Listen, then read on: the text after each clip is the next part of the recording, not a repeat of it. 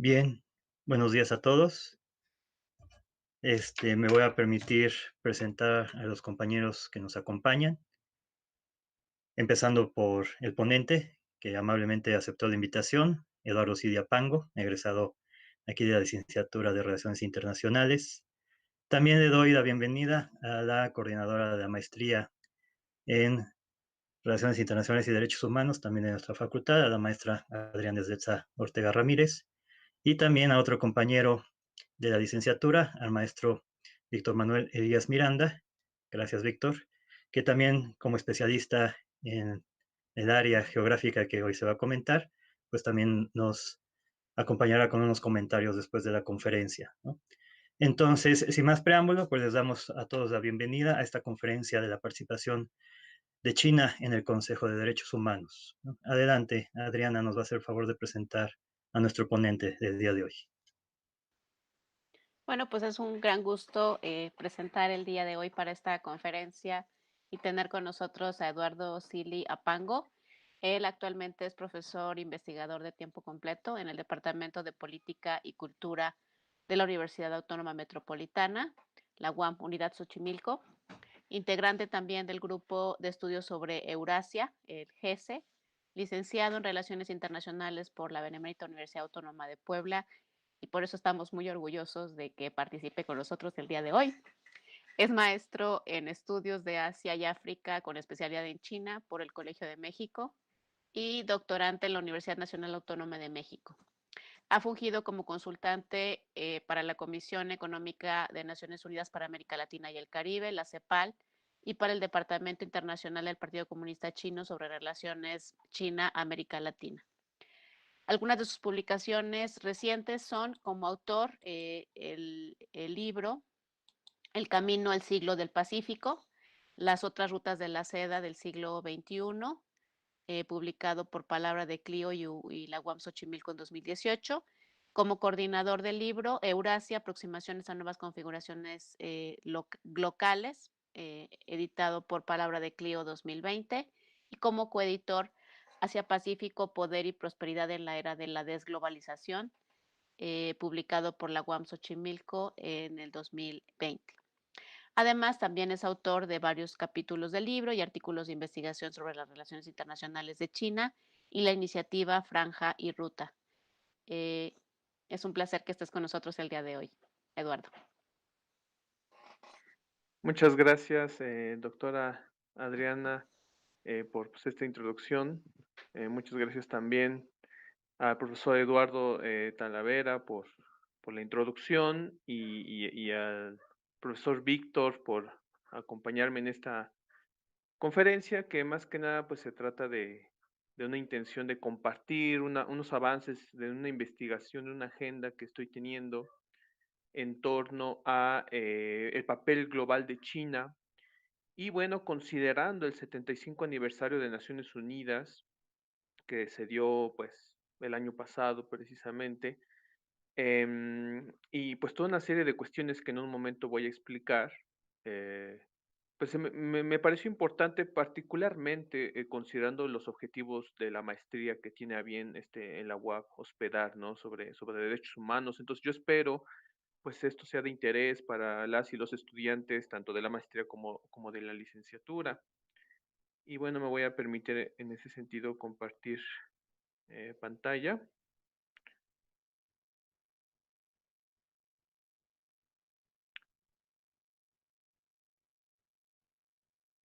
Em, ahí está.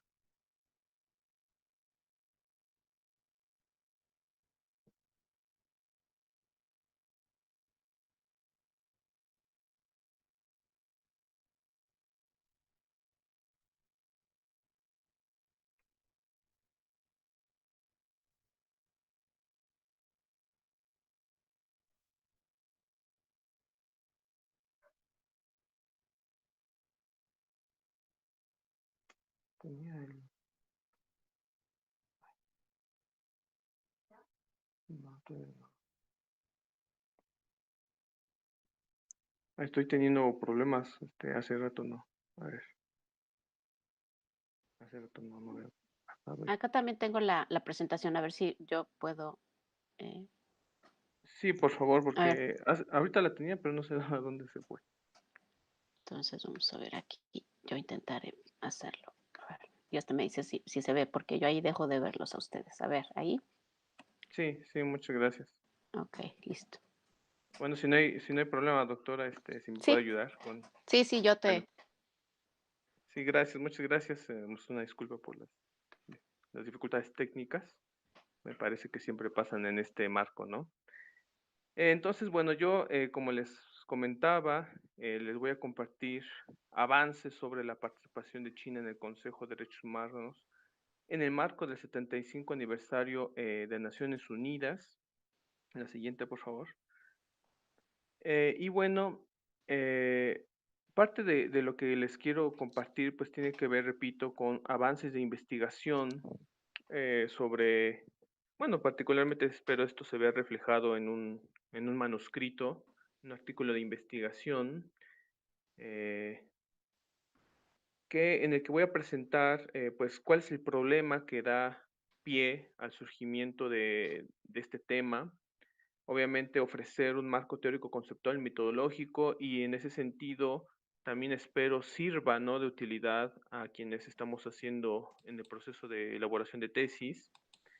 Obviamente, pues una revisión del estado del arte o la famosa revisión de literatura en torno al tema, algunos antecedentes históricos, un poco del análisis empírico, particularmente me centro en el análisis del discurso de los famosos libros blancos o white papers que ha producido el gobierno chino sobre los derechos humanos, ¿no?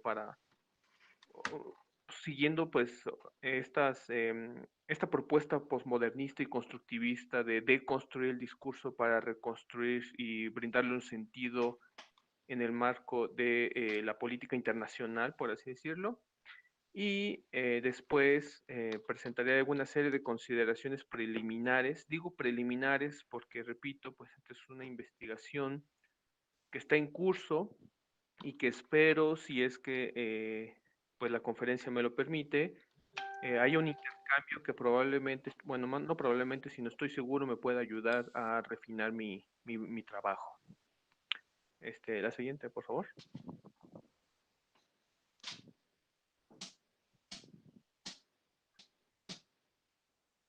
Y bueno, ¿cómo o por qué surge pues, esta inquietud, ¿no? De esta inquietud de abordar este tema en particular. Es decir, mucho se ha dicho sobre, me parece que mucho se ha dicho sobre China y los derechos humanos o sobre la situación de los derechos humanos en China.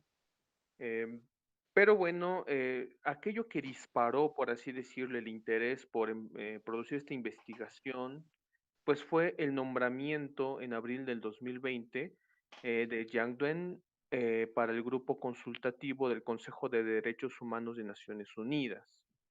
Este grupo, pues es un grupo con gran capacidad de influencia para las resoluciones y para las políticas que se hacen dentro del Consejo de Derechos Humanos. Y eso me parece ofrece la oportunidad de producir una reflexión necesaria sobre el papel actual de Naciones Unidas en la resolución de los llamados desórdenes globales, particularmente lo que tiene que ver con violaciones hacia los derechos humanos a nivel internacional. Me gustaría destacar que este nombramiento de Jiang Duen fue procedido, por así decirlo, por pues una serie de críticas, ¿no? Hacia este nombramiento, sobre todo por preocupaciones de, pues de organismos defensores de derechos humanos como Human Rights Watch y tipos de asociaciones civiles similares, porque bueno, la siguiente, por favor.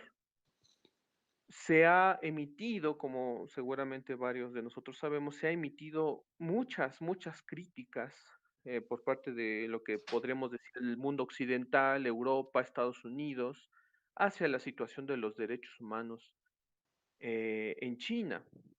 Y por eso me parece importante reflexionar porque si está nombrando a un perfil político, vamos a decirlo, de alto nivel, es decir, Yang Duen era el encargado de la misión permanente de la República Popular de China en la sede de Naciones Unidas en Ginebra, fue nombrado para este grupo consultativo, pues entonces algo está pasando, o sea, por, pues, la inquietud es por qué se nombra a un representante de un país que está siendo muy criticado, ¿no? Pues por su situación de los derechos humanos. Entonces, este nombramiento se da en el marco precisamente de estas críticas, que es más que un marco de acontecimiento o de un evento, de una sola crítica, más bien estamos hablando de una coyuntura en donde ha existido una crítica permanente a la situación de derechos humanos en China, pero además se da en el marco de una serie de acontecimientos que marcan las tensiones entre China y el mundo occidental, particularmente con Estados Unidos. Léase la guerra comercial, pero también las críticas hacia la situación de los uigures en Xinjiang y también el papel del gobierno chino ante las protestas en Hong Kong del 2019. Entonces, digamos que el nombramiento, pues sí resulta, una vez que uno a lo mejor empieza a ver el contexto, sí resulta problemático precisamente, resulta controvertido por estas tensiones, repito, em, pues que hemos estado presenciando en los últimos años, por así decir, ¿no? La siguiente, por favor. Y bueno, esta serie de cuestiones que ya les expuse me permite a mí formular una pregunta de investigación para precisamente ya iniciar con el proceso, ¿no? De la investigación y la pregunta pues se las comparto ahí. Aquí, considerando el contexto, ¿cuáles son las implicaciones de una mayor presencia de la República Popular de China en el Consejo de Derechos Humanos para la consolidación del régimen internacional y contemporáneo de derechos humanos? Esa es como la pregunta que inspira al proceso de investigación que les estoy compartiendo. La siguiente, por favor. Ay, perdón.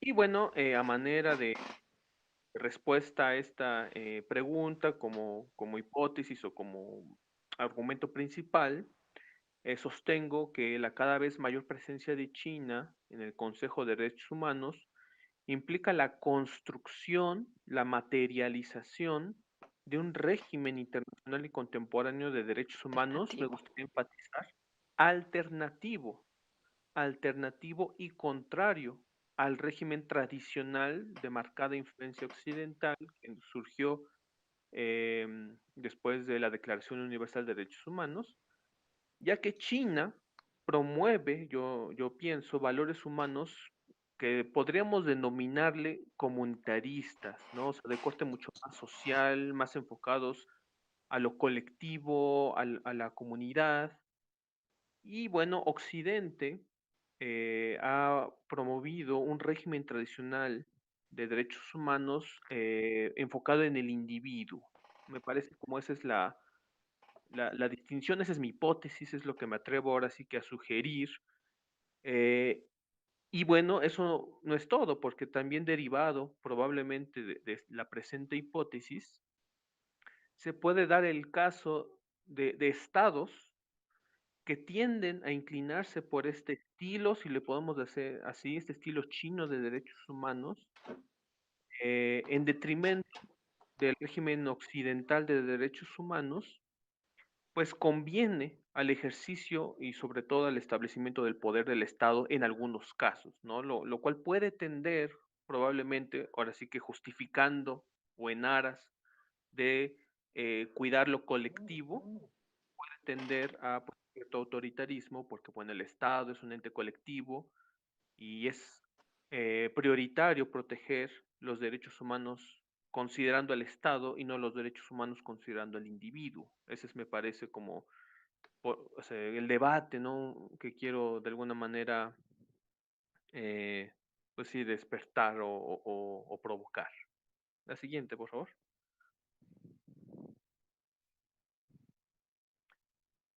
Entonces, bueno, pasando a mi propuesta de lo que sería el marco teórico conceptual y metodológico, les propongo, o bueno, más bien yo propongo como enfoque interpretativo, pues de inicio, los bienes públicos globales, ¿no? ¿Qué son los bienes públicos globales? Que es un tema que yo me he dedicado particularmente a investigar. De hecho, desde la tesis de licenciatura me gustaría recalcar, en el marco de la teoría de la estabilidad hegemónica, cuando se habla de que la hegemonía es hegemonía a partir de la provisión de los bienes públicos globales, pues yo me quedé con esa idea y dije, bueno, ¿y esto qué demonios es? Pues me puse a investigar, mi tesis doctoral se trata precisamente de estudiar qué implican los bienes públicos globales para el ejercicio del poder mundial, en este caso de China. Y en el caso que nos compete en esta conferencia, me gustaría compartir que los bienes públicos globales, que es un concepto que adquiere fuerza después de las publicaciones del Programa de Naciones Unidas para el Desarrollo y del Banco Mundial, que se enfocan precisamente en estudiar los bienes públicos globales, pues son aquellos bienes, ¿no? Siguiendo un poco la teoría de la elección racional, la teoría de las finanzas públicas, son los bienes que no produce el mercado, pero que son necesarios para una estabilidad o un bienestar social o colectivo, ¿no? No los produce el mercado porque los costos de producirlo exceden los beneficios de producirlo, es decir, son bienes que no se podrían vender como tal. Entonces, en ese sentido, son mucho más abstractos, mucho más o sea, que representan a lo mejor prácticas o instituciones, ¿no? El bien público por excelencia que se utiliza en todos los ejemplos, pues es el semáforo. El semáforo es un bien público en el sentido de que implica una institucionalidad, es decir, no solamente es el aparato como tal, las luces, sino lo que significa el verde, el amarillo y el rojo para regular el tránsito, ¿no? Sus características, las características de un bien público se definen a partir de que su consumo no produce rivales, es decir, no hay necesidad de pelearse por consumir el bien, y tampoco no produce exclusividad, es decir, que consumir un bien por parte de un actor no lo reduce para el otro actor. Ajá, o sea, se supone que al producir un bien está automáticamente disponible para todos, ¿no? Entonces el semáforo en las calles, pues está disponible para todos. Ajá, aunque no se use, pero ahí está, ¿no? Y ahora sí que em, se manifestará como bien, digamos, como un bien público en tanto se use, ¿sí?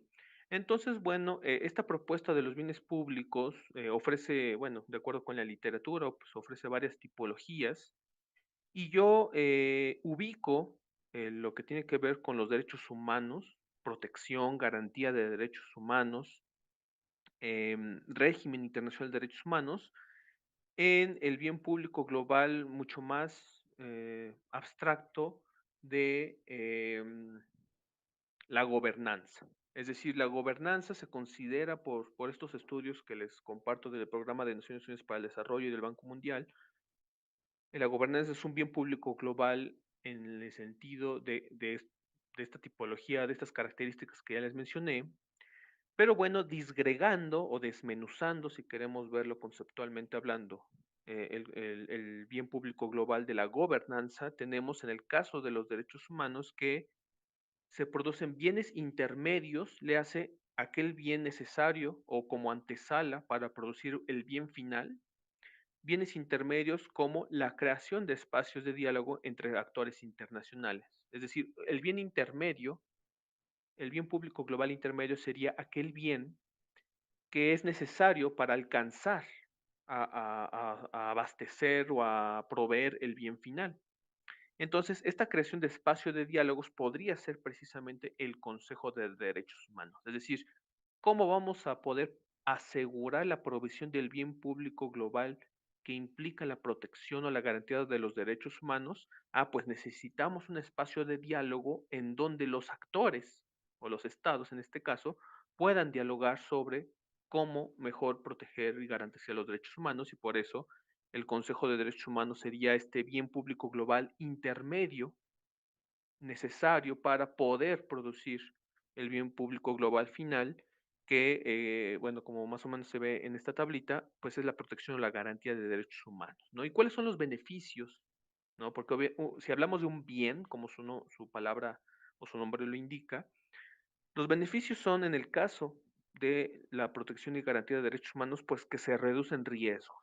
Es decir, la idea de garantizar la protección de los derechos humanos es reducir el riesgo de la violación, porque la violación de derechos humanos es aquel desorden global. Esta palabrita de desorden global también es un concepto que proponen desde el Programa de Naciones Unidas para el Desarrollo, pues es el desorden global que de mantenerse, pues produce inestabilidades hasta sistémicas, vamos a decirlo, ¿no? Entonces, este es el beneficio que se busca producir, la reducción de riesgos y también, además, la mejora de las capacidades, en este caso, de los estados o de los agentes involucrados en la provisión del bien público global de la protección y garantía de derechos humanos.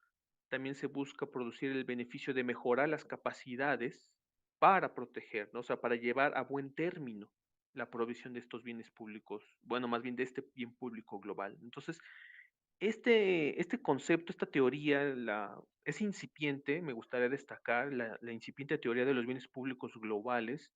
Me parece un adecuado marco teórico conceptual para abordar el estudio, en este caso, de los derechos humanos, porque me permite, pues, ubicar temáticamente el asunto, digamos, ¿no? Me permite abordar de manera mucho más nítida los elementos que implica la provisión de los derechos humanos, etcétera.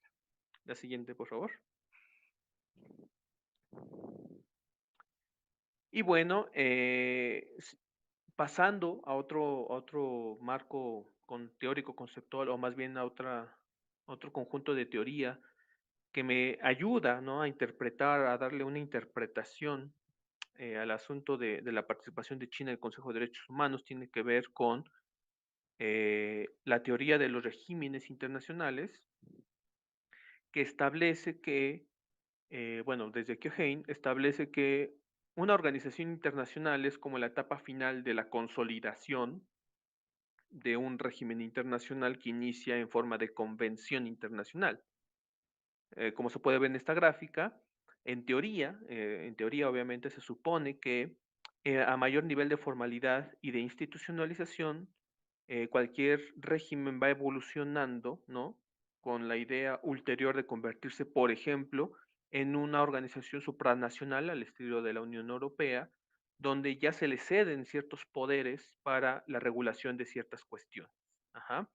En ese sentido, yo ubico, esta es como una interpretación teórica propia, yo ubico al Consejo de Derechos Humanos de Naciones Unidas entre, en un nivel intermedio de formalidad e institucionalización, entre un régimen, que lo podremos definir como una serie de prácticas todavía poco institucionalizadas y con poco nivel de, ¿cómo se dice?, de obligatoriedad, entre el régimen y la organización, ¿no? O sea, no tenemos todavía la Organización Mundial de los Derechos Humanos, tenemos el Consejo dentro de la Organización de Naciones Unidas, y entonces eso me permite a mí, pues, decir, bueno, esto está en este nivel, me parece. ¿Para qué a mí me serviría decir, bueno, esto está en este nivel? Pues precisamente para saber y para exponer que el nivel de obligatoriedad de las resoluciones del Consejo de Derechos Humanos es difícil que llegue a un nivel vinculante, o es difícil que llegue a un nivel de que los estados tengan que obedecer.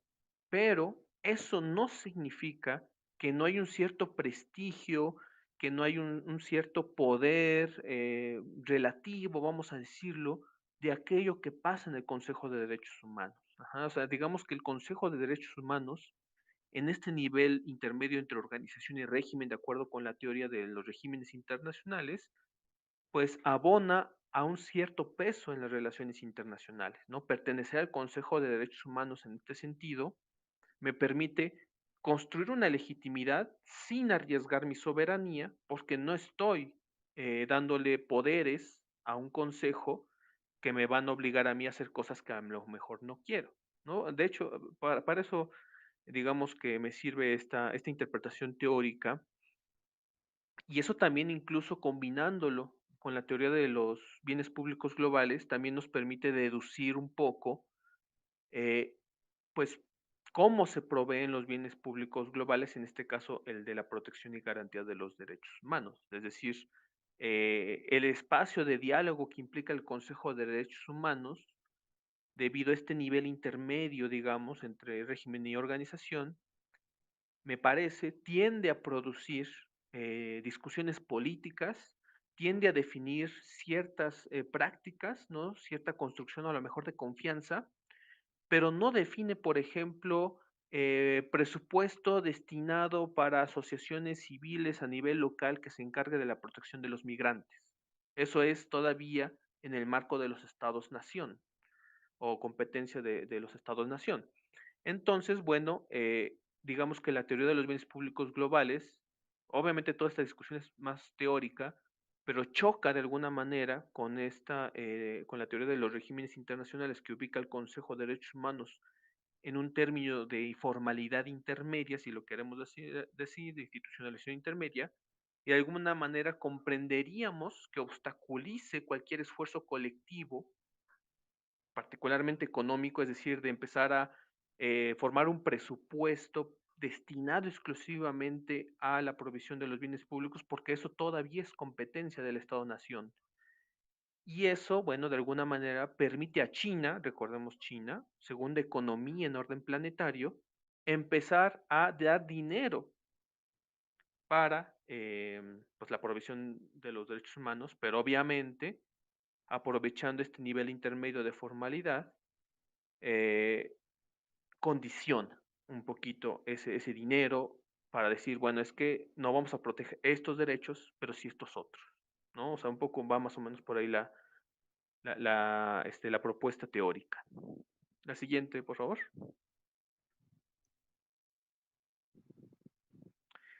Y bueno, ahora sí que para ir como cerrando esta parte teórica y ir pasando al resto, algo que también influye mucho pues en esta situación de lo que implica el régimen internacional de los derechos humanos tiene que ver con las características propias de la cultura china, sobre todo de la cultura política. Ajá. En este caso, pues desde la década de los 90 se ha hablado mucho de los valores asiáticos, de los valores confucianos, un poco en el marco o de la moda más bien, tal vez, de estas tesis del choque de civilizaciones de Huntington, en donde se empezó a caracterizar como una civilización con ciertas idiosincrasias particulares, pues a la civilización asiática, particularmente la china o la confuciana.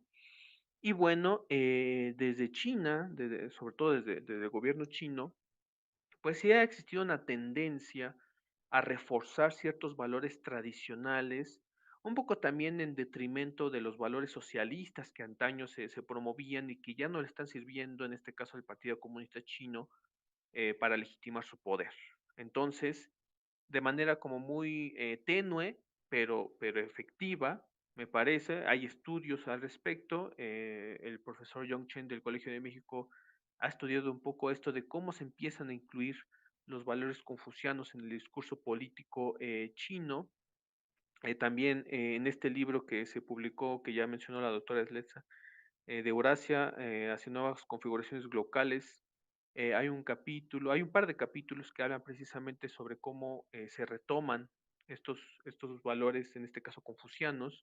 Aquí se los pongo, ¿no? Tiene que ver con valorizar la familia, con valorizar la piedad filial, que pues es algo muy confuciano. La piedad filial básicamente tiene que ver con un aprecio, una valoración de la familia, de los padres particularmente, ¿no? También hay una tendencia a valorizar esta situación del comunitarismo, ¿no? Del asunto comunitario, de lo colectivo. Parte de la piedad filial tiene que ver con el respeto a la autoridad, ¿no? El respeto al liderazgo político. Ese es un valor social que se está fomentando, que se deriva de la piedad filial. Bueno, aquí nada más recordar que en el confucianismo, pues había, o bueno, todavía hay tal vez, 5 relaciones que uno tiene que respetar. O sea, si uno lo respetaba, pues era uno un buen ciudadano, ¿no? Relaciones que usualmente son jerárquicas, ¿no? La relación entre esposa y esposo, entre soberano y gobernado, entre amigos, entre hermano mayor y hermano menor. Este, yo no me acuerdo cuál es la otra, pero bueno, el punto es que son relaciones y que de hecho es una situación muy interesante, me parece, porque para la sociedad asiática la identidad individual se define a partir de la relación con el otro, ¿no? Y de ahí podemos ver un poco la distinción, incluso hasta ontológica, de la construcción de la realidad del individuo. Es decir, yo soy Eduardo en la medida en que soy conferencista. Ajá, o sea, eso es lo que a mí me está definiendo ahorita, no en este momento. Y esta conferencia, como está en el marco de una colectividad, en este caso virtual tal vez, em, pues es lo que a mí me da mi identidad en este momento, ¿no? Si no hubiese conferencia, pues yo no sería Eduardo el conferencista en ese sentido. Entonces, bueno, estas relaciones, o sea, la política cultural china en ese sentido es muy relacional, ¿no? La teoría de relaciones internacionales en China se define a partir de que es una teoría que caracteriza relaciones y formas de relacionarse y no tanto el statu quo o algo así. Y esto me parece muy importante porque es algo que llevan al plano de los derechos humanos. Es decir, tú no puedes disfrutar un derecho humano en tanto en tanto no respetes lo que a ti te toca hacer en relación con el otro. Ajá, o sea, a lo mejor es medio complicado, pero bueno, vamos a ir avanzando en esta situación. Y bueno, por último, pues este valor confuciano que tiene que ver con la ética, con la formación, no sé si necesariamente ideológica, pero sí moral, ¿no? Que obviamente brinda en este caso el Partido Comunista. Es decir, el Partido Comunista Chino, me parece, define también los estándares sobre lo que es moralmente correcto y por ende sobre lo que implica el respeto al derecho humano, ¿no? Entonces, eso me gustaría destacar. Y esto obviamente pues produce una dicotomía, ¿no? Que se ha hablado mucho, hay un debate sobre los valores occidentales, sobre los valores de Oriente, mal llamado, en torno a muchísimos temas, ¿no? Desde la democracia, obviamente pasando por los derechos humanos, hasta incluso el modelo económico, ¿no? También el modelo de desarrollo económico está imbuido en estas prácticas culturales.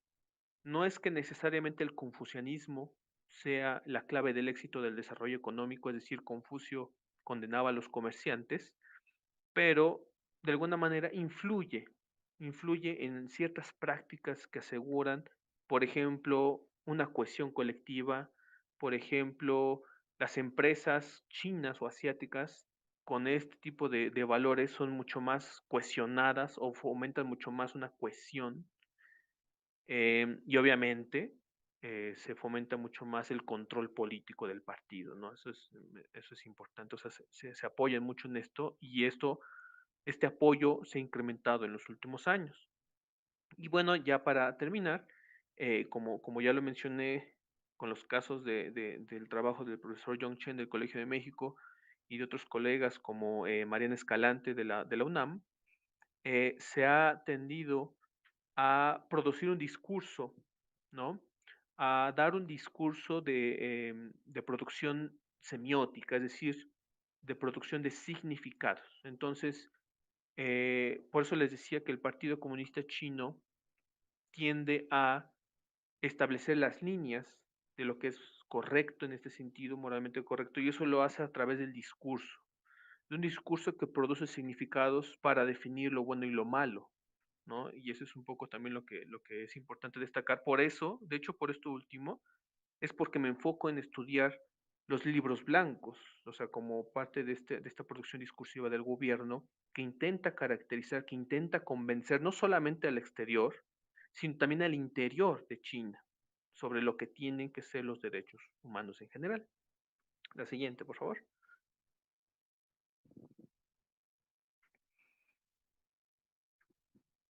Y bueno, pues ¿qué dice la literatura al respecto? Es decir, ya les mencionaba, pues que ya ha habido mucho estudio sobre la situación de los derechos humanos en China y sobre la actuación de China en el régimen internacional de los derechos humanos. ¿Qué se dice sobre esto? Bueno, yo identifico particularmente, vamos a decir, tres líneas de pensamiento en torno al tema.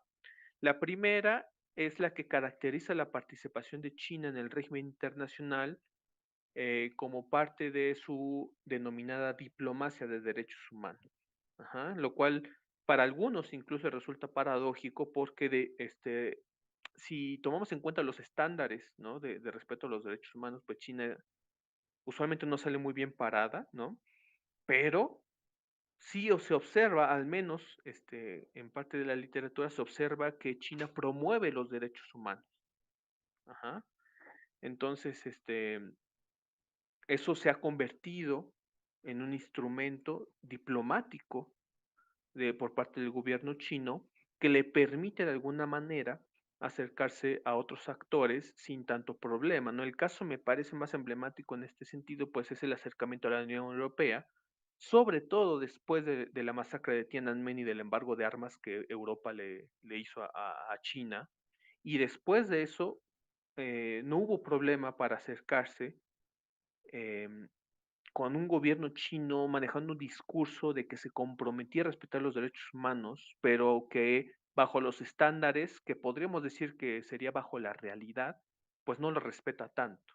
Pero fue efectivo ese discurso, en tanto Europa en la actualidad, pues tiene un espacio de diálogo particular en materia de derechos humanos con China, se están platicando de numerosas iniciativas, pero bueno, está relegado en segundo término. Ujú, ¿por qué? Porque, pues, lo principal ahí, pues, tiene que ver con, pues, con, las relaciones económicas y comerciales, y me parece que ese es como el reflejo de esta exitosa diplomacia que ha llevado a cabo el gobierno chino. La siguiente, por favor.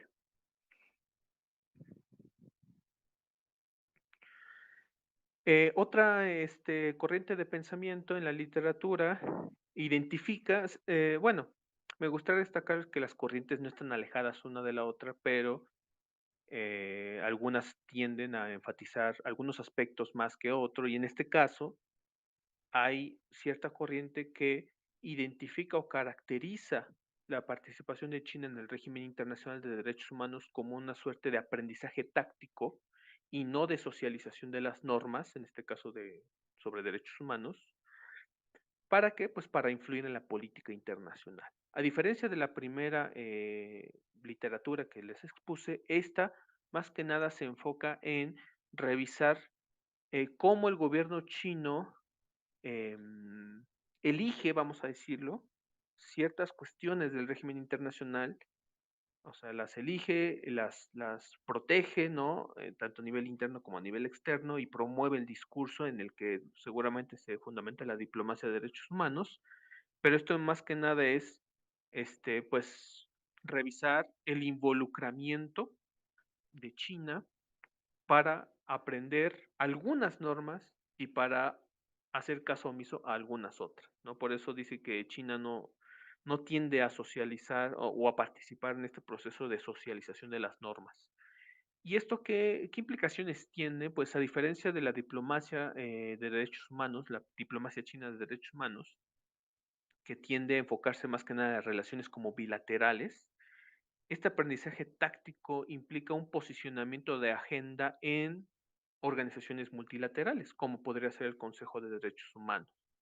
Entonces, este aprendizaje táctico le permite a China imponer cierta agenda que numerosos países, pues de repente apoyan, ¿no? Como puede ser el caso de los países africanos, de algunos países africanos, y además le permite a China construir pues un estado fuerte en la medida en que aprende, repito, ciertas normas, las defiende a su interior, construye cierta legitimidad y omite ciertas normas que si bien le valen las críticas, no minan, no dañan de alguna manera la capacidad del Estado, particularmente a su interior, ¿no? Entonces eso es lo que caracteriza esta línea de pensamiento en la literatura.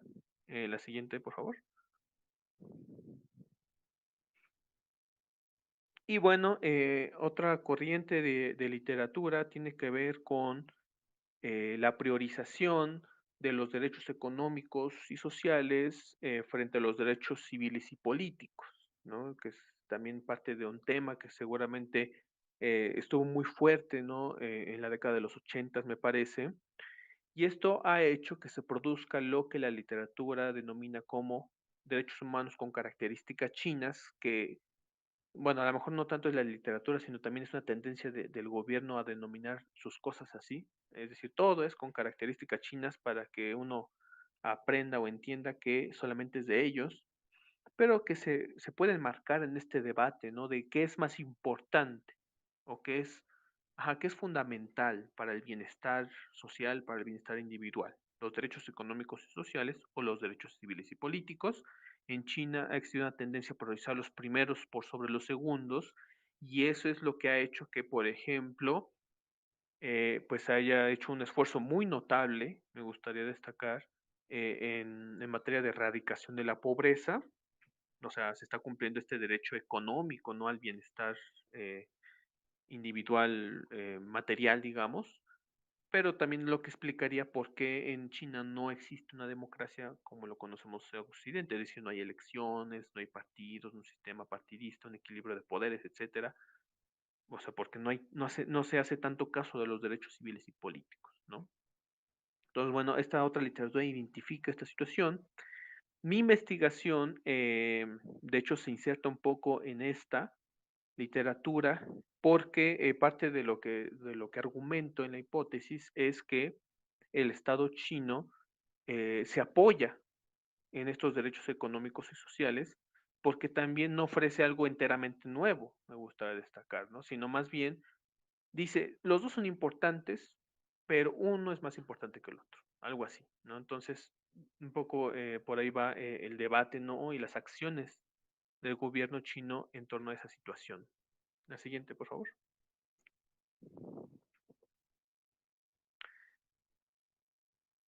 Y bueno, aquí nada más me gustaría destacar algunos antecedentes históricos que a lo mejor pueden resultar de interés para varios, em, como este, ¿no? Que se, se- en un inicio, el artículo primero de la Declaración Universal de los Derechos Humanos decía, todos los seres humanos nacen libres e iguales en dignidad y derechos y dotados de razón, deben comportarse fraternalmente, perdón, los unos con los otros. En un inicio decía eso. Pero bueno, el representante chino, que era embajador de Turquía en ese momento, de China y Turquía, Yang Pengchun, propuso, ¿no? Como manera de reforzar el sentido humano de la Declaración Universal de Derechos Humanos, propuso incluir la noción de Ren, que es un valor confuciano, que me gusta mucho su carácter, porque si ustedes ven el carácter, no sé si lo alcancen a ver, es un radical de una persona, que es el trazo que está a la izquierda, y estas dos líneas, que es el número 2 en chino, significa que esta situación relacional, es decir, un humano no es humano en la medida en que no se relacione con otro humano de la mejor manera en que puede relacionarse, algo así. Y eso solamente puede surgir de acuerdo a una conciencia, es decir, una conciencia de humano, o sea, de ser humano. Entonces, Yang Peng-chun dice, hay que incluir esta noción porque solamente con conciencia eh, uno podría comportarse fraternalmente los unos con los otros, ¿no? Y entonces, esta es como la aportación china y que de hecho me gustaría destacar es algo que el gobierno chino promueve mucho, es decir, ellos dicen, nosotros estuvimos desde que se firmó la Declaración Universal de Derechos Humanos, bueno, en aquel momento todavía no existía China como Estado-nación, pero bueno, entonces Yang Peng-chun promueve esto y se añade este término cultural chino confuciano, Ren, al artículo 1, que se traduce como conciencia, ¿no? Que esa traducción no le hace mucho... eh, no le hace mucho juicio al concepto, pero bueno, es la única manera en que se pudo traducir, me parece. Entonces, bueno, esa es la aportación, digamos. Y bueno, también les puse la fotografía de un profesor de Relaciones Internacionales chino, Xia Jinlin, quien empezó a producir los primeros estudios en China sobre derechos humanos y el régimen internacional para el público chino. Digamos que ellos son como de los precursores que se empiezan a involucrar con el régimen internacional de los derechos humanos eh, en el marco de Naciones Unidas. La siguiente, por favor.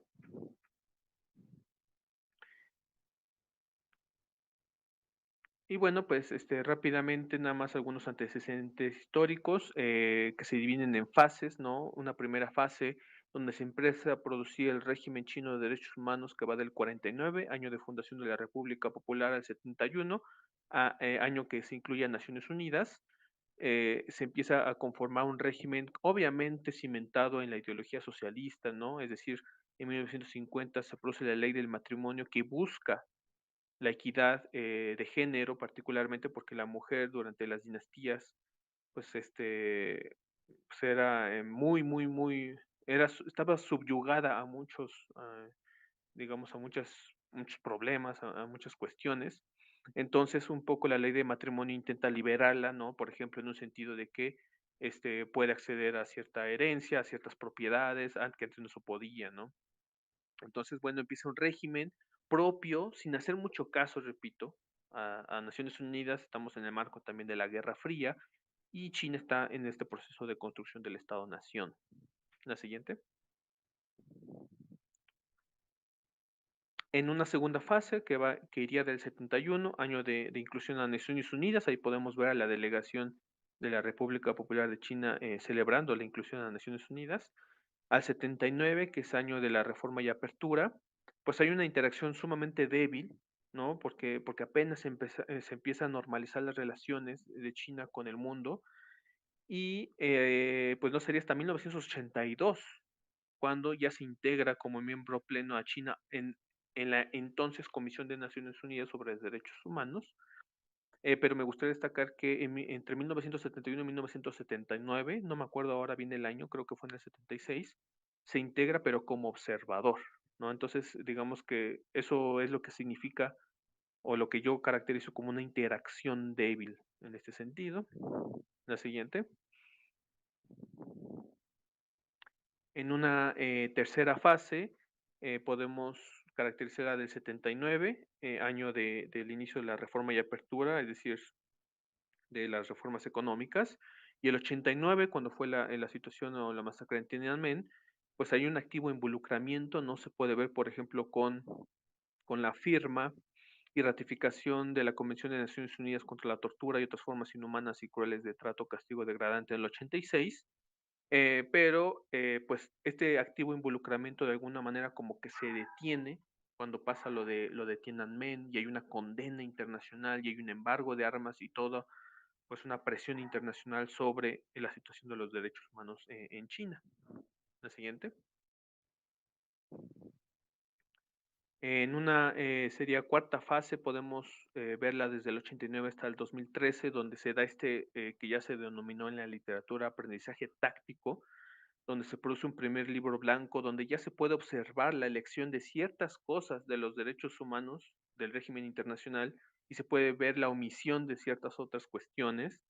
Hay una adhesión, por ejemplo, este dato me parece fundamental. Hay una adhesión que después se ratifica en el 2003 al Pacto sobre Derechos Culturales, Económicos y Sociales, pero se firma el Pacto sobre Derechos Civiles y Políticos, pero todavía no se ratifica, ¿no? Entonces esto me parece fundamental en el tono del debate que estamos haciendo.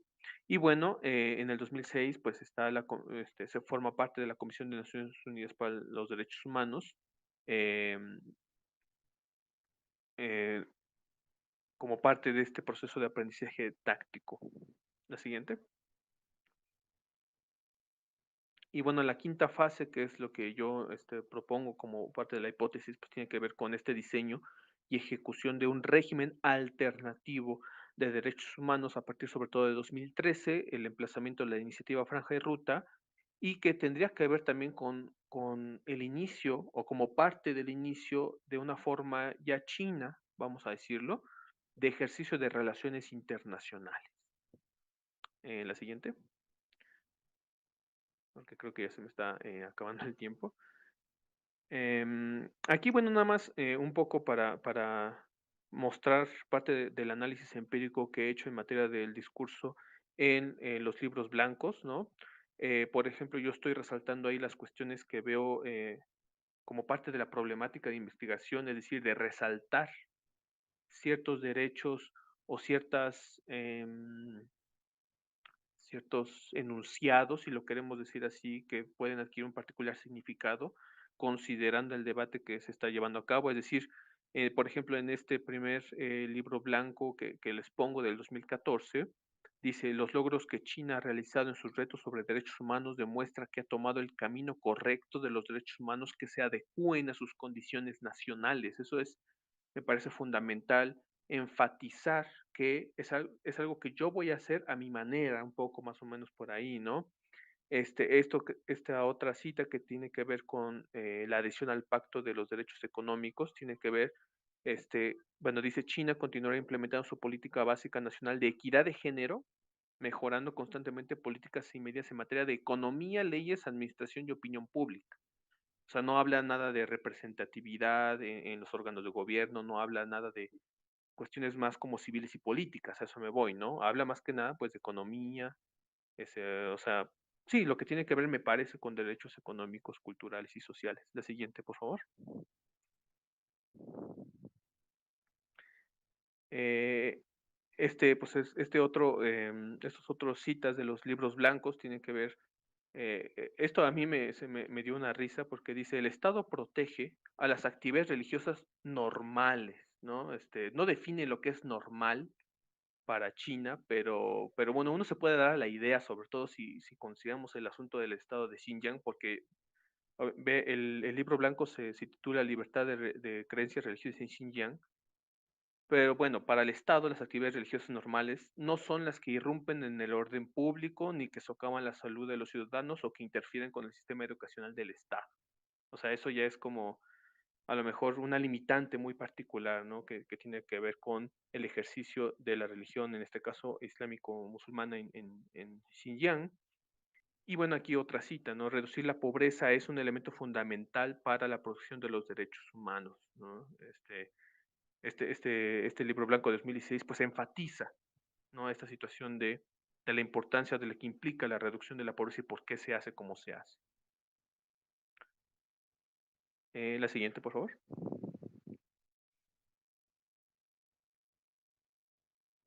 En esta primera cita que les pongo del libro blanco que se llama Nuevo Progreso en la Protección Judicial de los Derechos Humanos en China, me parece también fundamental en torno al tema que estamos platicando, ¿no? Dice, China ha protegido de manera efectiva los derechos y las libertades del pueblo en un amplio abanico de campos legales. Énfasis, en tanto el pueblo cumpla cabalmente con sus obligaciones, ¿no? O sea, en tanto se cumple esta relación confuciana de subordinación del pueblo con el gobierno. Solamente así se protegen los derechos humanos. Esto me parece muy importante resaltar. Em, y bueno, en esta última que tiene que ver con el libro blanco sobre el progreso de derechos humanos en cuestión de los 40 años bueno, del 40 aniversario de la reforma y apertura, me gustó resaltar esta frase que dice: "En los últimos 40 años, China ha trabajado para mejorar la protección de los derechos humanos básicos, con un enfoque primario en la subsistencia y el desarrollo, no con un enfoque primario en la representación política o en alguna cuestión que tenga que ver con derechos civiles y políticos", ¿no? Y es algo que China, o sea, lo defiende, lo maneja, lo expone. La siguiente, por favor. Y bueno, ya para ir finalizando, Eh, pues, ¿qué puedo ver yo en todo este ejercicio que ya les expuse? Pues, yo veo, pues, el retorno del Estado. ¿En qué sentido? En el sentido de que si asumimos correctas las interpretaciones de que se impuso un modo de producción capitalista estilo neoliberal a partir de los 80, donde el Estado está subyugado a las necesidades del mercado y se ha neoliberalizado un poco más o menos la política, si lo queremos decir así. O sea, Fernando Escalante es algo que lo maneja en este excelente libro de Historia Mínima del Neoliberalismo del Colegio de México. Pues China viene con este discurso, con estas acciones donde quiere poner de vuelta al Estado en el timón del ejercicio de la política, no subyugarlo a las necesidades del mercado. Eso me parece importante. Se observa también una dialéctica entre Estado y sociedad, algo que un autor denomina como el autoritarismo consultativo, que es como muy chino, que de hecho me parece es lo que explica en parte el éxito que tuvo el gobierno chino en contener el asunto de la pandemia por COVID-19 el año pasado. Es decir, la sociedad me parece ha aprendido o se le ha enseñado y ha aceptado, ha interiorizado pues este papel que tienen como sociedad y como sociedad sobre todo obediente al gobierno. Entonces, digamos que ya hay una sociedad como sumamente disciplinada, obviamente sin omitir elementos que puedan protestar, ¿no? Que puedan em, querer alternativas, pero sí se observa esta dialéctica donde el Estado sí se fundamenta en una sociedad, vamos a decirlo, sumamente obediente que reconoce sus obligaciones para con el gobierno, si lo queremos decir de esta manera. Hay una priorización en efectos de los derechos económicos y sociales. Se observa también los derechos humanos o el respeto, la promoción y la garantía como instrumentos para fines políticos, ajá, o sea, como estratégicos, y no tanto se apega el respeto a los derechos humanos, pues como una situación de que porque son derechos humanos se tienen que respetar, ¿no? Que sería más o menos, bueno, así yo entiendo la esencia de los derechos humanos.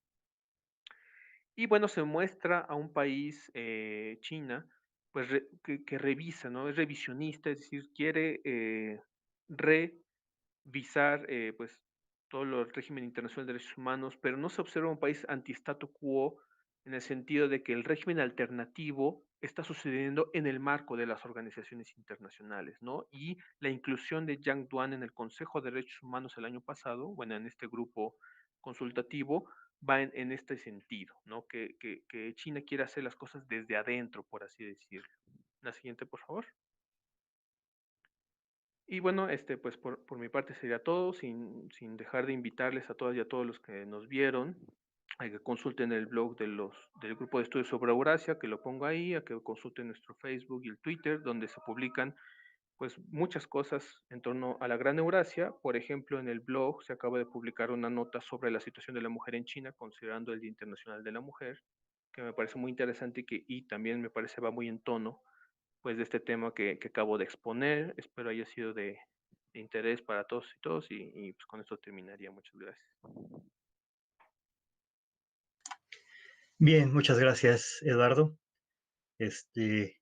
Bueno, para aprovechar también los conocimientos del docente que imparte estos cursos ahí en la licenciatura, pues también invitamos al maestro Víctor Herías, que nos va a hacer algunos comentarios.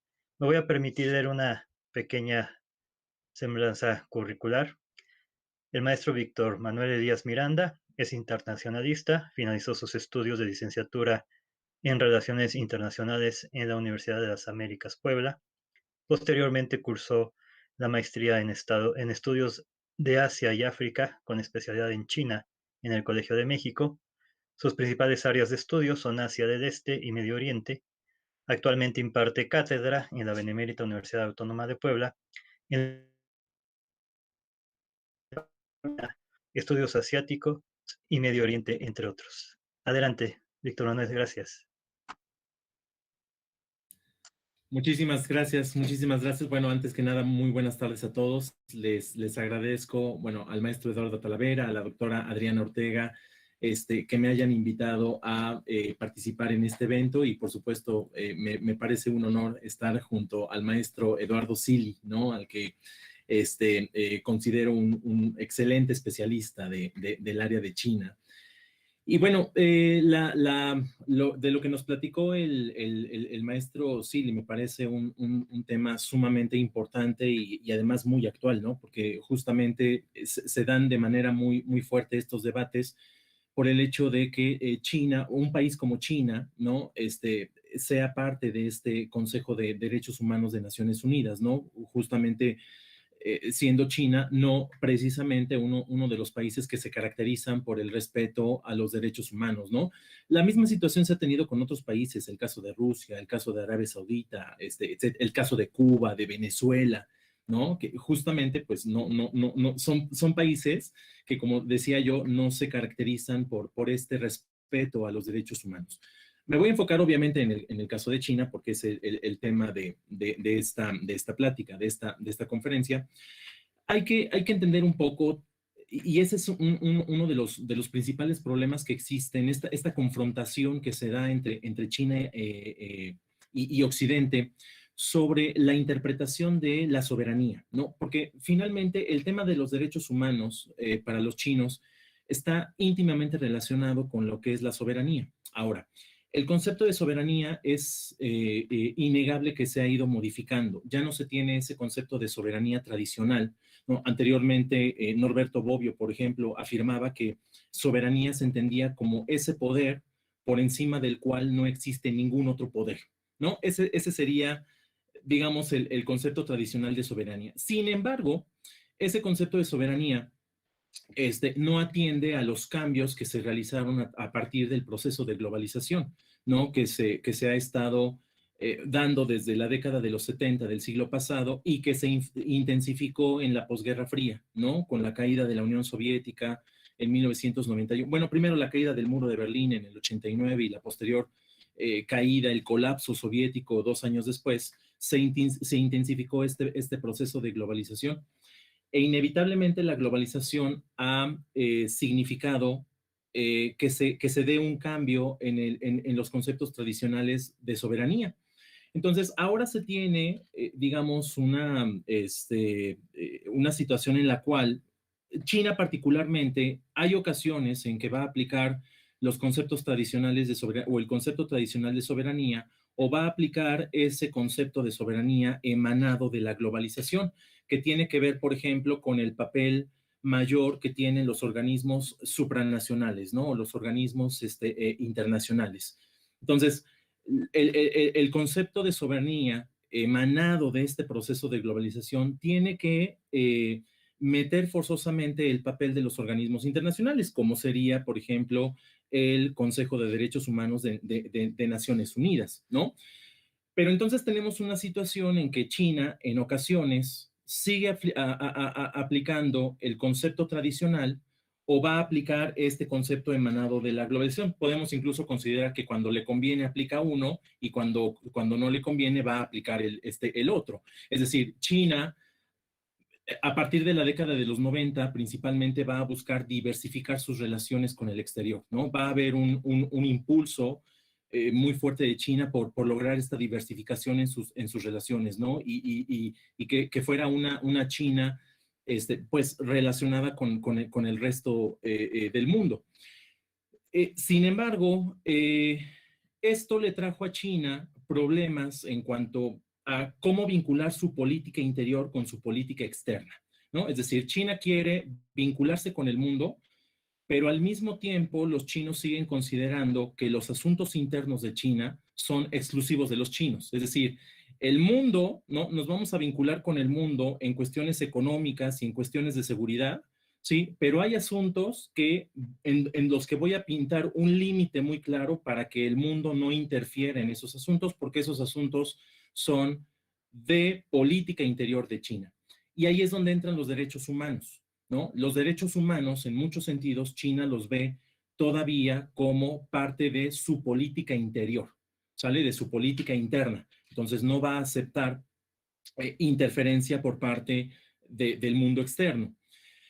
El gobierno chino, entonces, va a ser muy firme en deslindar los asuntos internos de la escena internacional, ¿sí? Los asuntos internos van a ser manejados única y exclusivamente por el gobierno chino y evidentemente por el Partido Comunista Chino, que es el que encabeza este gobierno, ¿no?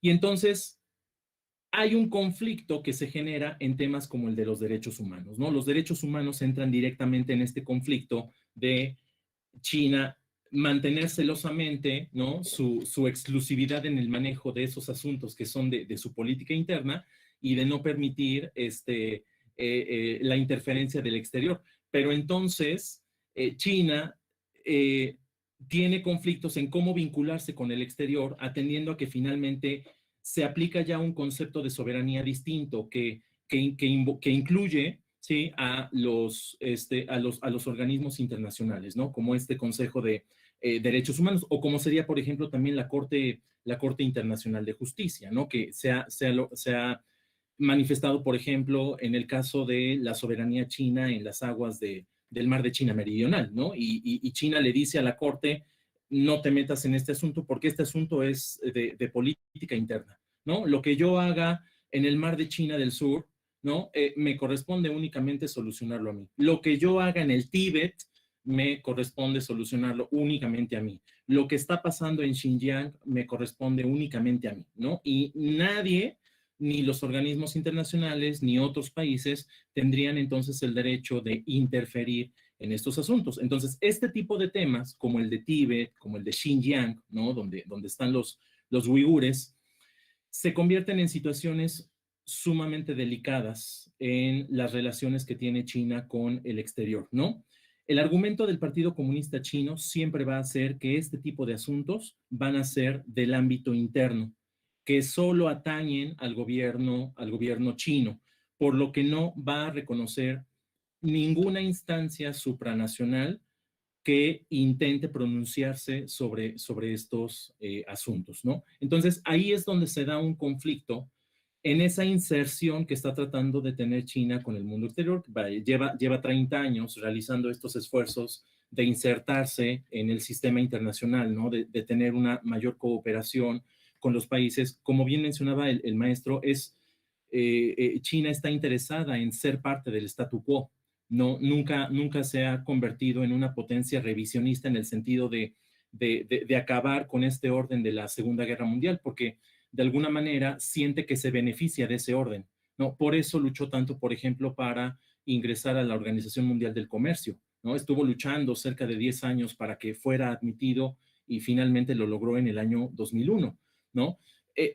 Las doctrinas que fue generando, como la doctrina del ascenso pacífico, ¿no? Que después se va a convertir en la doctrina del desarrollo pacífico, van a ayudar justamente a la inserción de China justamente en ese status quo, ¿no? El decir, China quiere desarrollarse pacíficamente, China no es una potencia revisionista que busque terminar con el orden internacional, China quiere jugar respetando las reglas del juego, ¿no? Respetando las normas internacionales, actuando en el marco de la legalidad, ¿no? Respetando el derecho internacional. Por eso veíamos cómo celebró haberse hecho parte de la Organización de Naciones Unidas, donde finalmente recuperaba su lugar dentro de la comunidad internacional, ¿no? Había sido un estado paria durante varios años y a partir de 1971 se vuelve un estado que tiene un lugar en la escena internacional, ¿no? Esto va a proyectarse de manera mucho más clara a partir de las reformas económicas que va a llevar a cabo a finales de los 70 y como les decía, ya en la década de los 90 se va a ver de manera muy clara esa intención que tiene el gobierno chino para insertarse en la escena internacional. Resaltaba el maestro Zilli, y comparto totalmente su opinión también de esos intentos por parte de los chinos de crear una teoría de relaciones internacionales que le permita cumplir estos objetivos, pero al mismo tiempo ir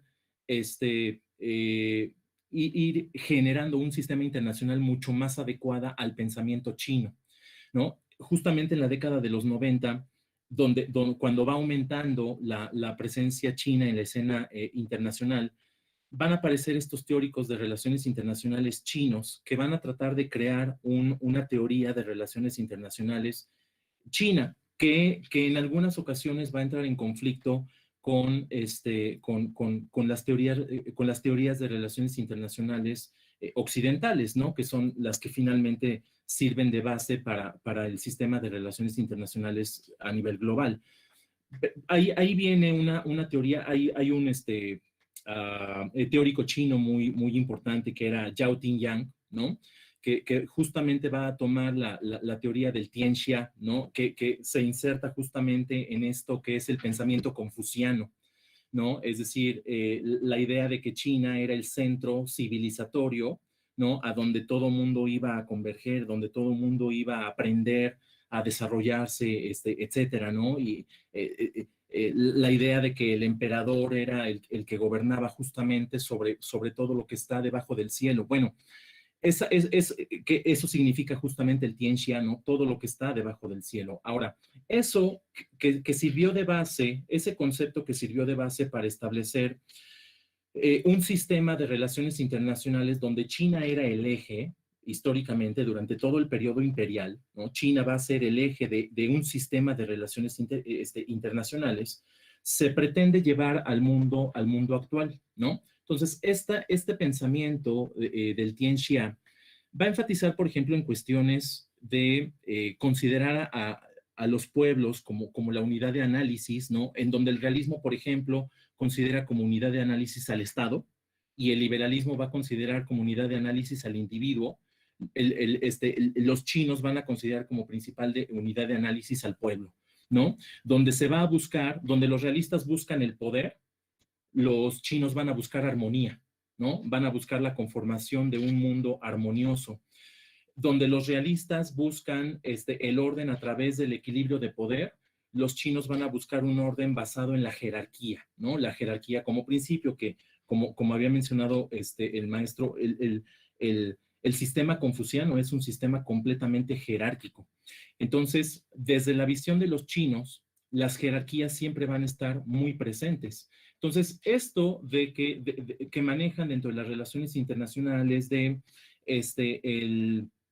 la igualdad jurídica de todos los estados, etcétera, de alguna manera podría entrar en conflicto con esta visión china de las jerarquías, ¿no? Que estarían dentro de este sistema confuciano, ¿no? Entonces, sí hay una intención muy clara por parte de los chinos de crear un sistema de relaciones internacionales alternativo al sistema occidental, en donde China ya en este momento, particularmente con Xi Jinping, se siente de alguna manera ahogada, ¿no? Se siente sumamente presionada, ¿no? Entonces, cuando surge un presidente como Xi Jinping, que va a llevar a una política exterior mucho más asertiva, mucho más decidida para convertirse en potencia, ¿sí? Y crear un ambiente internacional que potencie justamente a China, ¿no? Es decir, sí, voy a seguir respetando las reglas de juego, pero si esas reglas de juego me quieren constreñir, me quieren ahogar de alguna manera, entonces las voy a rechazar,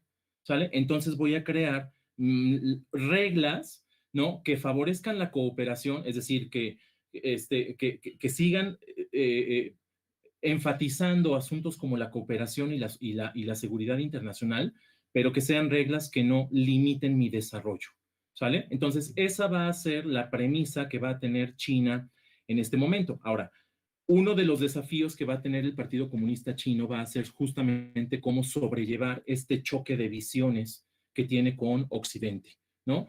Y el choque de visiones se va a dar justamente en estos temas, ¿no? Había mencionado la guerra comercial, por ejemplo, que llevó a cabo Donald Trump en contra de China, y el tema de los derechos humanos siempre va a ser aprovechado para, desde Occidente, generar críticas hacia el régimen chino y tratar de deslegitimar al régimen chino.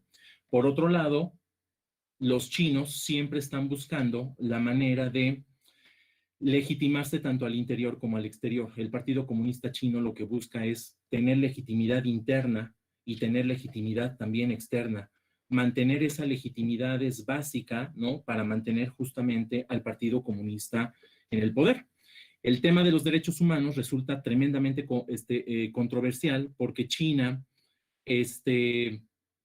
no comparte, ¿sí?, esta visión de los derechos humanos que se tiene en Occidente, y porque esta interpretación de los derechos humanos de Occidente chocan, ¿sí?, con los asuntos que China consideran como parte de su soberanía, como parte de su política interna, ¿sale? Incluso asuntos, recuerdo el caso del escritor Liu Xiaobo, al que le otorgaron el Premio Nobel de la Paz en 2010, ¿no? y que el gobierno chino lo metió a la cárcel porque Liu Xiaobo era considerado un disidente, ¿no? Una persona que estaba tratando de acabar con el régimen del Partido Comunista, etcétera. Lo encarcela, estuvo en la cárcel mucho tiempo hasta que murió, ¿no? Bueno, creo que dejó la cárcel cuando le dio cáncer y al poco tiempo murió. Pero el tema de esto, de Liu Xiaobo, fue muy sonado porque alimentó justamente todas esas críticas que se le hacían desde Occidente a los chinos, ¿no? Pero el asunto de Liu Xiaobo, como el de Hong Kong, como el de Xinjiang, como el de Tíbet, o como el del mar de China Meridional, para los chinos son casos de su política interna exclusivamente, ¿no? Bien decía el maestro Zilli que los chinos en el tema de derechos humanos van a enfatizar el desarrollo económico, ¿no? Para los chinos decir, yo estoy garantizando los derechos humanos del pueblo chino porque el principal derecho humano es que la población viva con bienestar, ¿no? Entonces no me pueden acusar, ¿sí?, de no luchar por los derechos humanos cuando acabo de declarar la erradicación de la pobreza extrema en China. Ahí hay un punto clave, ¿sí?, en el que los chinos dicen, ahí estoy luchando por los derechos humanos, ¿sale? Las libertades políticas, por el momento, dice China, no son parte de los derechos humanos. Desde que inició el programa de reforma y apertura, los chinos dijeron, la apertura política está en pausa, ¿no? No se va a llevar por el momento la apertura política, y más aún viendo lo que sucedió con la Unión Soviética, ¿no? Porque decían los chinos, pues es que vean lo que le pasó a los soviéticos, ¿no? Abrieron la economía y abrieron la política al mismo tiempo y vean dónde están, ¿no? Entonces, no se puede llevar a cabo la apertura política al mismo tiempo que la apertura económica. Primero abrimos la economía, primero generamos bienestar, primero consolidamos el desarrollo de China y eventualmente vendrá la apertura política. Por supuesto, no han dicho cuándo, ¿no? No han sido muy claros en decir la apertura política, las libertades políticas, la participación civil, etcétera, va a venir en tanto tiempo. Nunca lo han dicho y no se ve cuándo pueda venir en el futuro cercano, al menos, esa apertura política, ¿no? Pero los chinos dicen, estamos en camino de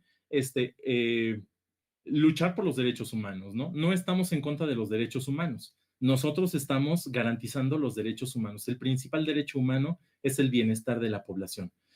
Ahí hay entonces un problema de interpretación de los derechos humanos, ¿no? Y que evidentemente hay una campaña también en contra de China, ¿no? China finalmente es un país que está preocupando a los grandes poderes occidentales, ¿no? La presencia y la cada vez mayor influencia que tiene China obviamente va a generar este tipo de críticas tratando de minar su legitimidad, tratando de minar su presencia en estas regiones.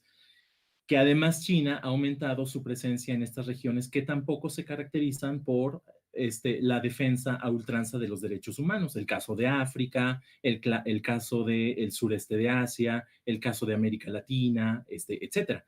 Ahí es donde los chinos han aumentado mucho su presencia, ¿no? Y ahí está el caso de la iniciativa de la nueva ruta de la seda, ¿no? El famoso One Belt, One Road, ¿no? La ruta y la franja de la seda, ¿no? Que los medios occidentales están tildando de ser una iniciativa completamente contraria a los valores liberales del mundo, contraria a el respeto de los derechos humanos, contraria a un mercado completamente libre, porque se está diciendo que a través de esta iniciativa los chinos están generando dependencia a través de la deuda de estos países. Pero también hay que ver que, por ejemplo, pues muchos de estos países no tuvieron tampoco muchas opciones, es decir, aceptaron el financiamiento chino porque tampoco Occidente les dio muchas opciones para lograr su desarrollo y los chinos les permitieron pues acceder a un financiamiento muy fácil, muy, muy sencillo. Y aquí hay otra discordancia con Occidente, ¿no? cuando el sistema tradicional de ayuda para el desarrollo, que es el sistema controlado por Occidente, desde la OCDE, etcétera, ofrece financiamiento condicionado, es decir, a los países que demuestran respetar los derechos humanos, que tienen valores democráticos, que tienen elecciones libres, etcétera, ¿no? Te voy a ayudar, te voy a financiar, sí, pero tienes que cumplir con estos requisitos. Y los chinos dicen, no, yo te doy financiamiento porque quiero cooperar contigo, porque quiero ayudarte, porque además somos iguales, porque finalmente China sigue siendo considerada, y ella misma se sigue considerando como un país del sur, ¿no? Del sur global, de este famoso sur global, ¿no? Entonces, la cooperación que realiza China con Myanmar y que realiza China con Tanzania o con Kenia, o con Cuba o con Venezuela, etcétera, es una relación sur-sur, es una relación de cooperación sur-sur. Entonces China dice, tú y yo somos iguales, ¿sí? Estados Unidos y tú no son iguales. Ahí hay, lo que quiere Estados Unidos es dominarte de alguna manera. Yo no, ¿no? Yo voy a cooperar contigo en términos de igualdad porque somos iguales, ¿sale? Yo quiero ayudarte a que tengas un desarrollo igual al mío.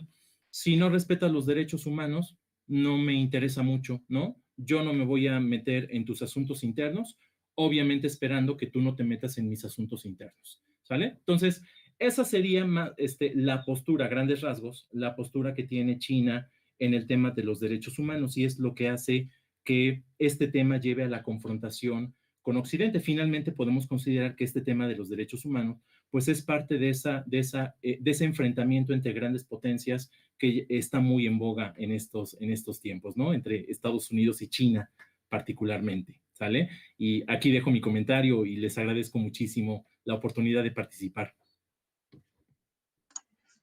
Bien, muchas gracias, Víctor. Bien, bueno, pues agradecerle a los dos y bueno, estamos transmitiendo, eso se me olvidó mencionarlo al inicio, estamos transmitiendo tanto en Facebook como en YouTube.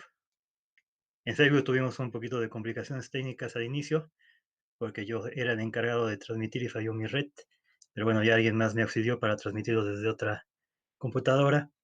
Y bueno, aquí algunas preguntas, ¿no?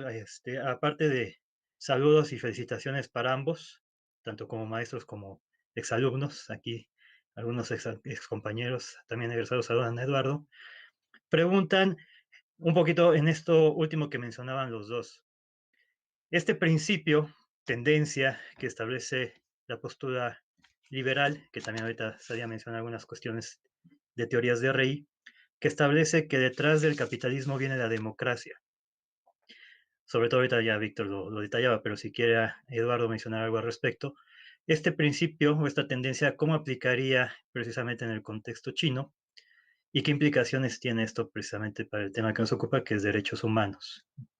Eso es un comentario en este sentido.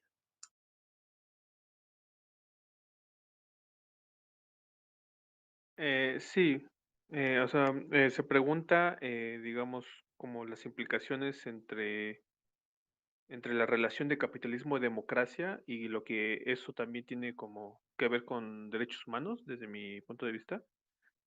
Esa es más o Sí, menos la... sí, la pregunta es de cómo aplica en el contexto chino este principio que establece que detrás del capitalismo viene la democracia, ¿no? Y qué implicaciones tendría esto para derechos humanos, para el tema de derechos humanos. Sí, bueno, en el caso de la relación, me parece, entre capitalismo y democracia, pues algo que los chinos me aprendieron de la experiencia de la Unión Soviética tenía que ver con no abandonar, o sea, sostener de cualquier manera, tal vez, el control del poder político en detrimento de pues sí, de la democracia, sobre todo también para impulsar digamos, el desarrollo económico, lo que en el lenguaje marxista ellos dirían el desarrollo de las fuerzas productivas. En este sentido, me gustaría destacar que antes de la desintegración de la Unión Soviética, los chinos ya tenían un modelo económico distinto al soviético. Y ese modelo, el modelo de desarrollo chino se basa en una gran autonomía de las unidades productivas, a diferencia del modelo soviético que sí era muy, muy centralista, o sea, le decía a las unidades productivas lo que tenían que producir, para cuándo y cómo lo tenían que producir. En cambio, en China no era tanto así y se aprovechan de eso para impulsar su proceso de reforma y apertura. Esto que explico me parece importante destacarlo porque así los chinos demuestran que no existe o que es posible un desarrollo de las fuerzas productivas si lo consideramos como un fenómeno capitalista sin necesariamente una democracia, ¿no? Entonces, a lo mejor aquí también yo invitaría a leer libro muy bueno de Nikos Poulantzas sobre la teoría del Estado en el marco del desarrollo del capitalismo. Es decir, Nikos Poulantzas define el Estado capitalista, o más bien el Estado democrático como un Estado capitalista en el sentido de que los poderes, el poder político o los poderes, es decir, ejecutivo, legislativo, pues están de alguna manera cooptados por la élite burguesa. En este caso, pues dicen, no, pues, si alguien va a cooptar el poder, que seamos nosotros, digamos, ¿no? Entonces el Partido Comunista coopta el poder judicial, el legislativo, el ejecutivo, y no permite, y esto es también otra cosa importantísima, no permite el desarrollo que de por sí no se dio históricamente de la burguesía en China. Es decir, no podemos hablar de una burguesía en China, tal vez podemos hablar de una protoburguesía en esta época después de la caída de la dinastía Qing y antes de la fundación de la República Popular, porque de acuerdo, si recordamos, por ejemplo, estudios como el de Jürgen Habermas, fue la burguesía la que impulsa los procesos para la consolidación del Estado y por ende del Estado capitalista y por ende del sistema de democracia. Entonces en China no pasan estos procesos y por eso es mucho más sencillo que el Partido Comunista afiance su poder y eso, y luego combinado con el modelo chino de desarrollo que tiene, en donde las fuerzas productivas tienen una gran autonomía, demuestran que es posible un capitalismo sin democracia. En China no es el único caso, Vietnam también es un caso, me parece muy importante en ese sentido. Entonces, ¿y eso qué implicaciones tiene para derechos humanos? Pues me parece que algo que me gustaría enfatizar pues el asunto de priorizar unos derechos por otros, es decir, priorizar los derechos económicos porque sirven para el estilo de capitalismo chino y no los civiles y políticos porque no sirven para el estilo de capitalismo chino, porque eso implicaría pensar incluso en el abandono del monopolio del poder político, si lo queremos decir de esta manera, ¿no? Entonces, es muy buena esta pregunta porque nos permite reflexionar sobre si es necesaria esta relación entre capitalismo y democracia. China les dice al mundo, no, no es necesario, tampoco es necesario que sigamos el modelo chino, ¿verdad? Pero de alguna manera demuestra, ¿no? Contradice estos teóricos que vinculaban estos dos procesos, capitalismo con democracia, y que eso desemboca en la producción de otro tipo, si queremos decirlo de alguna manera, de derechos humanos, que es lo que estábamos platicando. Perfecto, maestro Sidi, muchas gracias. Bueno, llegan aquí algunos otros comentarios, pero bueno, ya realmente no son preguntas, nada más son saludos y felicitaciones por la plática, que les pareció muy interesante. Entonces, si los compañeros que nos acompañan no tienen algún otro comentario, pregunta, alguna otra mención sobre el tema. Yo sí tenía, bueno, Sí, para empezar, Adriana, adelante. me gustó mucho como esta, sobre todo esta perspectiva, es decir, volver a verlo más bien desde los bienes públicos globales, ¿no? Yo creo que eso es muy útil, Eduardo. Yo creo que eso ayuda a pensar, ¿no? Mucho más o repensar los derechos humanos como bien público global y es algo como muy importante. O sea, como una aportación que puedes hacer ahí muy, muy clara, ¿no? Desde las concepciones chinas sobre bien público, ¿no? Por un lado, y por otro lado, la perspectiva de los derechos humanos como bien público global, ¿no? Yo creo que eso es bien interesante. Y lo otro, claro mm, que quería preguntarles, ¿no? Es también, o sea, es decir, si se espera una influencia de China más amplia en términos de sus propias concepciones de derechos humanos, ya sea hacia el sur global o en términos más sistémicos. O sea, es decir, sí se puede proyectar eso.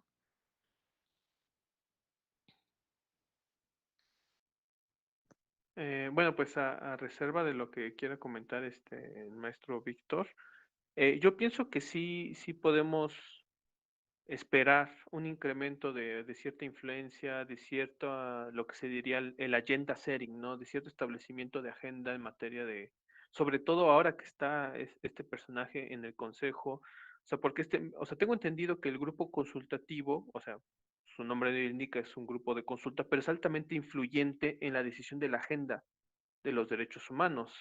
Por ahí había una página de internet, em, que consulté precisamente para, pues, en el proceso de elaboración de la conferencia, y registraban todas las veces que China, en el Consejo de Derechos Humanos, ha pues, emitido votos en contra de algunas resoluciones que, por ejemplo, condenan a Corea del Norte o condenan a Sudán o no sé, algo así de ese tipo.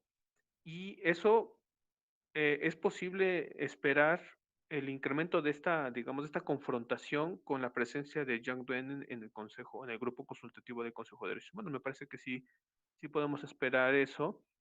Em, y bueno, esto que mencionaba, doctora, sobre lo de los bienes públicos, sí me parece importante porque es algo que los chinos incluso ya se están prestando a aceptar. O sea, se están prestando ya a adquirir responsabilidades financieras para la provisión de derechos humanos, y eso también va a implicar, es cierto, el ejercicio de un cierto poder en el futuro, pero también la derrama de algunos beneficios que tienen que ver con la provisión, porque como bien decía el maestro Víctor, el problema ahora es que los organismos internacionales pues, están quedando sin fondos para el ejercicio de sus actividades, y China viene con un presupuesto gigantesco diciendo, pues aquí tienen, pero la agenda va a ser esta.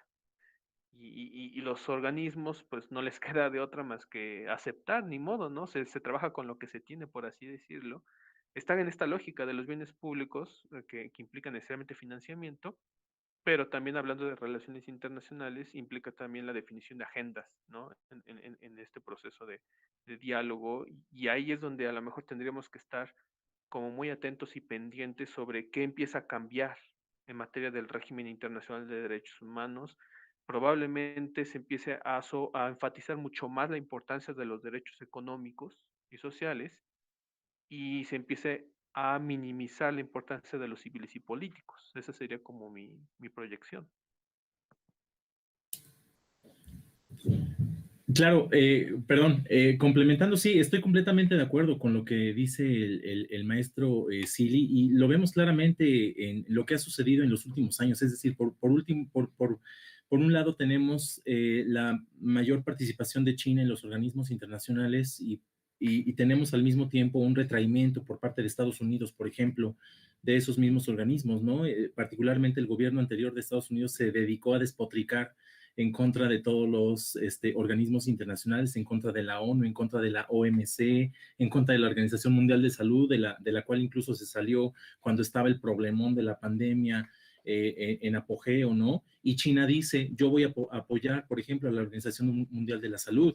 China dijo inmediatamente, soy parte del proyecto COVAX, ¿no? Que intenta llevar las vacunas, que los países más pobres accedan a las vacunas, ¿no? Llevar o promover un acceso igualitario a las vacunas, ahorita que está esta rebatinga tan grande entre los países, ¿no? Entonces, China dice, yo estoy apoyando este tipo de mecanismos, entonces, que no me digan que no estoy apoyando la cooperación internacional. Todo lo contrario, ¿no? Yo apoyo la cooperación internacional, mientras los Estados Unidos, que habían sido anteriormente adalides del sistema de organismos multilaterales, que promovían la cooperación, etcétera, ahora le están dando la espalda a ese mismo sistema que habían creado, ¿no? Entonces, y obviamente aquí también va a entrar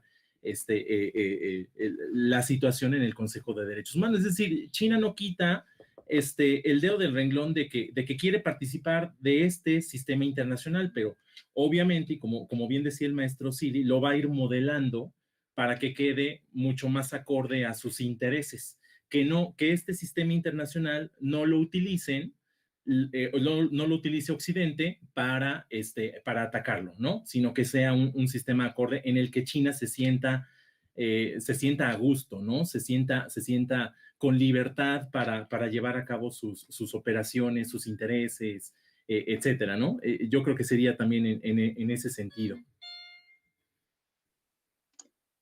Bien, muchas gracias. Bueno, y ya para concluir, acaba de llegar una última pregunta. Aquí por Facebook nos dice Yancy Ricoy. Entonces, de acuerdo al pensamiento chino, el concepto de derechos humanos tiene otro significado para China diferente al que se tiene en Occidente, y esa es la causa de choque entre China y Occidente, debido a que ambos no han podido tener entendimiento sobre esa cuestión. Nos pregunta aquí la compañera. No sé quién quiera comentar. Sí, Adelante, bueno, Eduardo. Sí, igual, gracias.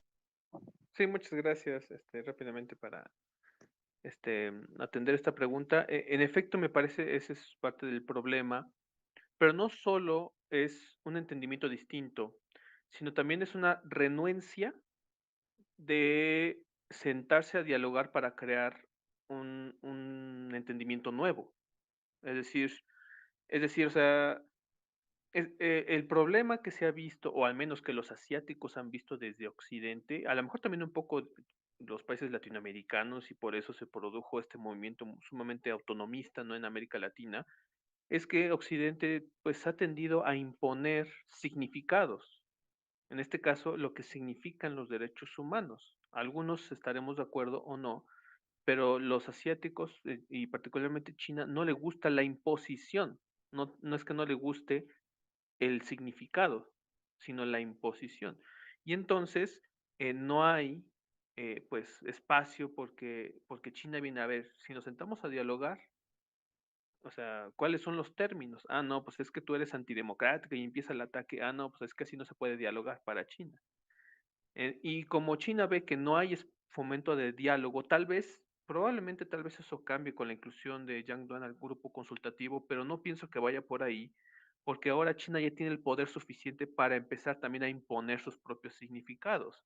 Y me gustaría destacar el concepto de insignia de la política exterior de Xi Jinping de comunidad humana de destino común. Ese concepto me parece fundamental porque lo está empezando a rellenar con su propio concepto de derechos humanos, aunado a una suerte como de inevitabilidad, si lo queremos decir así, es decir, todos nosotros somos humanos y por ende estamos en el mismo barco y vamos hacia un mismo destino.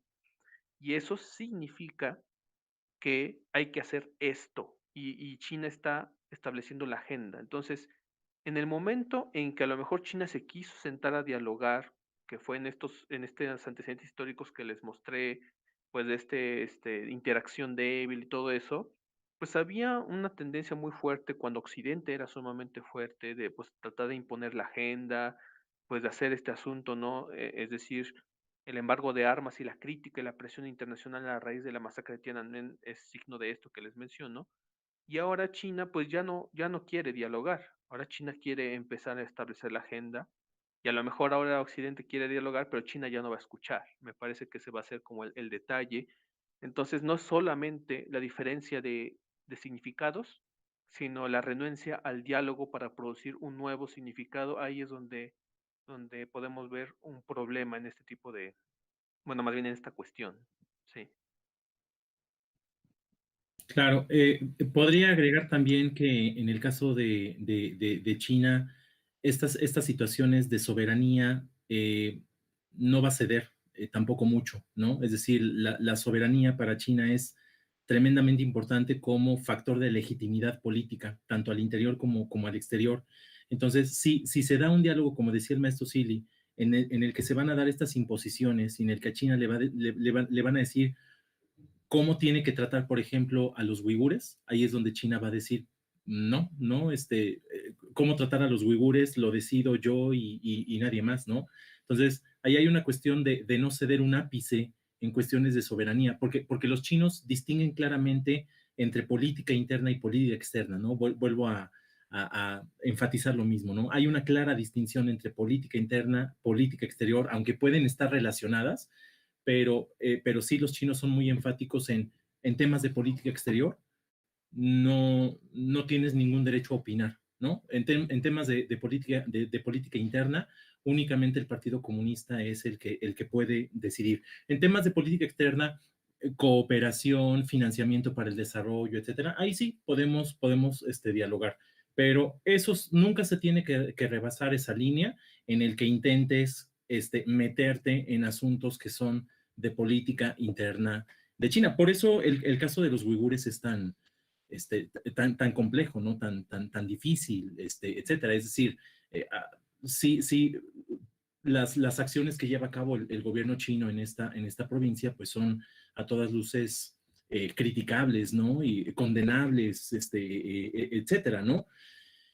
Pero los chinos encuentran el modo de siempre justificarlo, ¿no? Y sobre todo, que son asuntos que únicamente van a manejar en el interior, ¿no? Entonces ahí es donde se topan con pared los demás países cuando se trata de asuntos de China.